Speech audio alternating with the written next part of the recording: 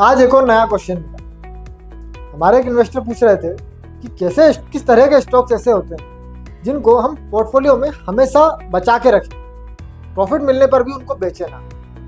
तो देखिए, जनरली मैं आपको एक बात बताऊं, आप जितने भी बड़े बड़े इन्वेस्टर्स को देखेंगे वो कभी भी अपने स्टॉक्स को, अपनी इक्विटीज को बेचते ही नहीं। किसी भी स्टॉक को, किसी भी इक्विटी को बेचेंगे ही नहीं अगर उनके फंडामेंटल्स अच्छे हैं तो।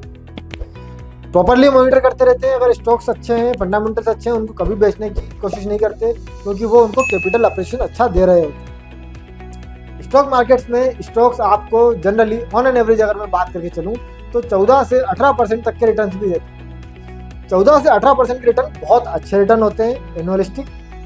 अगर आप बात करेंगे, इनको कॉम्पीट करने की कोशिश करेंगे किसी LIC से या FD से, तो उसके कॉम्पीट में ये रिटर्न्स काफ़ी अच्छे होते हैं।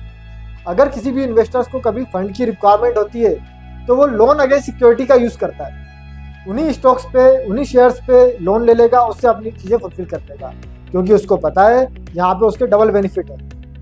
पहला बेनिफिट, अगर वो लोन ले रहा है तो बोरोइंग शो करके अपने इनकम टैक्स लीवरेजेस को ओपन कर लेता है, वहाँ पे उसको इनकम टैक्स में छूट मिल जाती है। दूसरी चीज़, उसके स्टॉक्स बने रहते हैं जो उसको ज़्यादा रिटर्न प्रोवाइड कर रहे होते हैं और लोन के उसके कम रिटर्न जाने वाले होते हैं। 8-10% पे उसको लोन मिल जाता है, वहीं 14-15% के रिटर्न उसको स्टॉक दे रहे होते हैं, तो वहाँ पे भी उसका गेन है।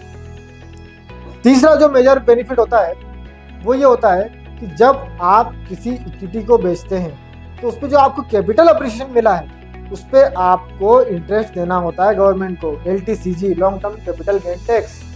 तो आप long term capital gain tax से भी बच जाते हैं, आपकी नीड्स भी फुलफिल हो जाती है, आपका एसेट भी बचा रहता है और आप एक अच्छे वेल्थ क्रिएटर बन जाते हैं।